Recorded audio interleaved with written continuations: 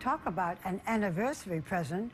On Mariah Carey's third wedding anniversary to actor Nick Cannon, she produced twins, a boy and a girl.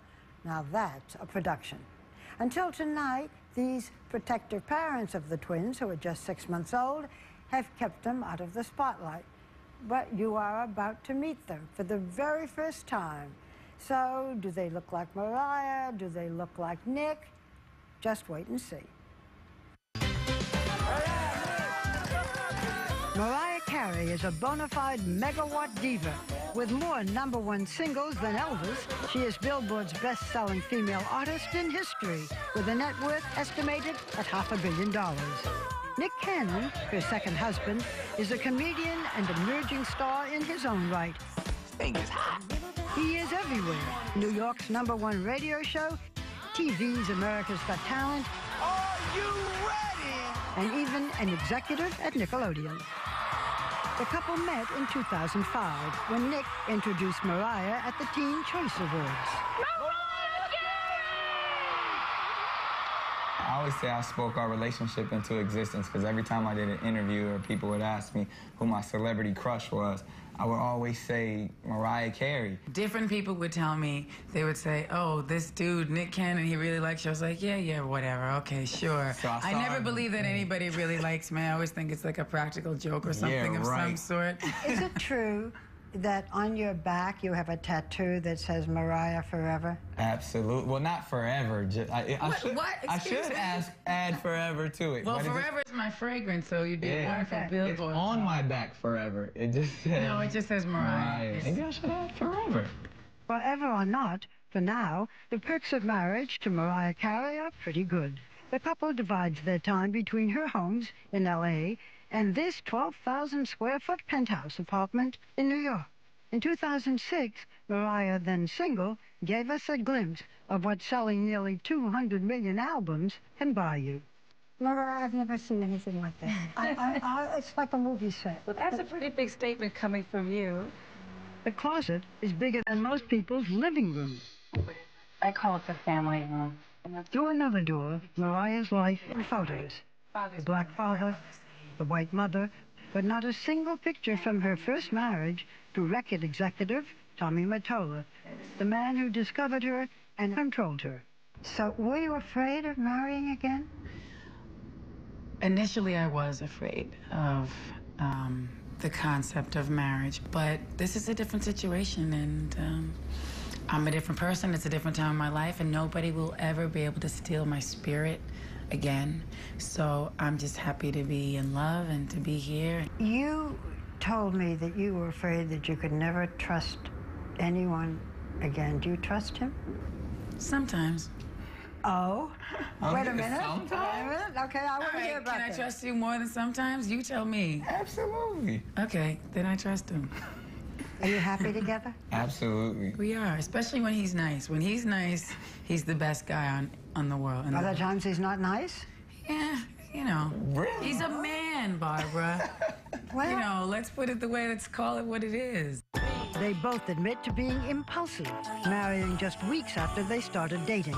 Nick, 11 years younger, proposed to Mariah here in the Moroccan room. I told her we were coming up here to see the view of the Empire State Building. You did. You said, let's go be festive and look at the Empire State Building. And I said, that sounds good. We both have a love for candy. And then I got down on one knee with my candy pop, and it's a candy ring. Yes, I opened it. I thought it was a broken candy, but it was diamond ring. This one. This ring was on my finger.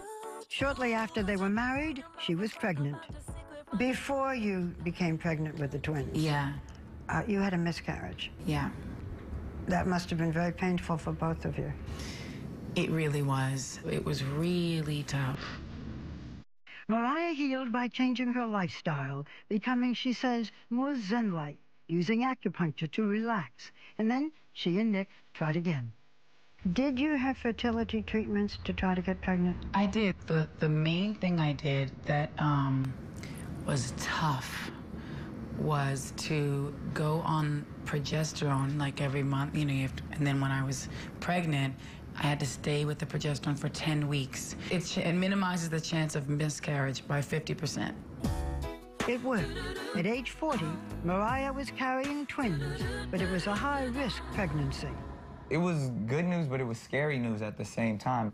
Were you worried about carrying a child?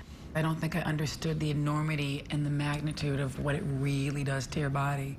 Like, it's not just, oh, you don't look pretty and you have a bump. No. You had a very tough pregnancy. Yeah.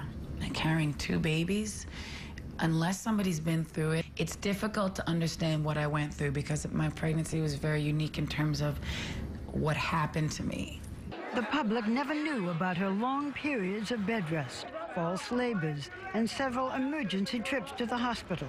What we did see was a very pregnant, very public, yet irrepressible Mariah releasing a Christmas album, performing for the president, even showing up in the Home Shopping Network to sell her clothing and jewelry lines. Much. Uh-oh. Why are you showing me, you guys? I'm thanking you, and you promised not to show me like this. You also took some photographs. Yes. That I have. Oh, boy, oh, those. Some of them are with you, cupping your hands over your wife's breast. Weren't you a little embarrassed? You know what? We were just trying to have fun. And I still believe they're some of the most beautiful photos. You know, I've they ever are seen. beautiful. for me to get at least my hair and makeup done during that time, I was so miserable. I hate to say it, I'm blessed, I'm so thankful, because people will watch this and be like, oh, Mariah Carey complaining about her pregnancy, and I don't want to do that. But Mariah says that late in her pregnancy, she could barely move, barely get out of bed by herself. I was afraid I wasn't going to be able to walk properly again. It was a huge strain. I would sit and then someone would need to help me up. I couldn't go even to the loo by myself. I was just like, what are we doing? Are we going to the hospital? No, I'm going to stick it out. I'm going to keep taking this medicine to keep these babies in. So they could be born full term. Yes, I wanted them to be. But I made it to 35 weeks, and then the doctor said it wasn't safe anymore. Then you had a C-section. Yeah, yes. By the end, 2 of her conditions went from difficult to dangerous. Gestational diabetes threatened her twins, and possible seizures from preeclampsia threatened her own life. So on April 30th, the couple's 3rd wedding anniversary, Mariah, with Nick playing DJ in the delivery room, gave birth. You had music going? I had to make sure, like, I said, Doc, when you're getting ready to pull them out, make sure I could cue the music. Yeah. I had the camera, the lighting was right. So they came to the world to a live version. And the only reason I wanted it to be the live version is because I wanted them to hear the applause upon entering the world. Your song. It's my song, Fantasy.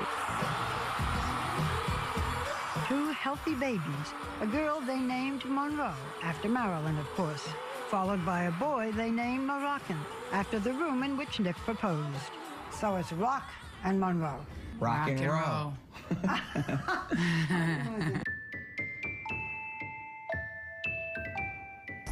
The little prince and princess, let me see.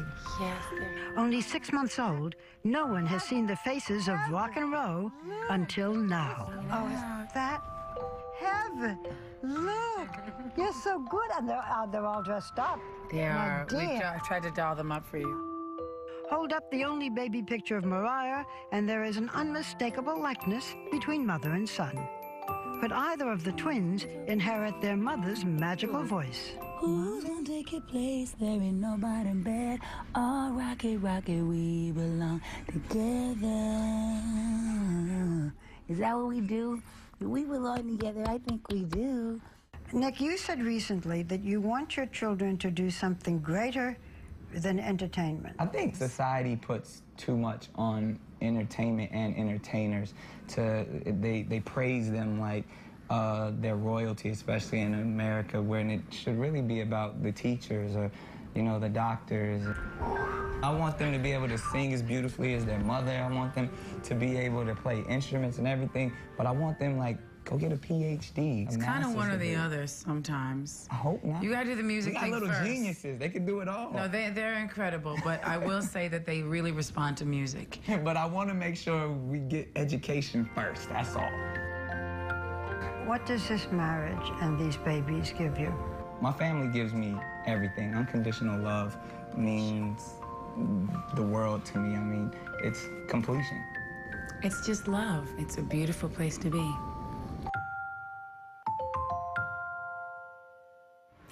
and beautiful children to go along with it. Now, next week...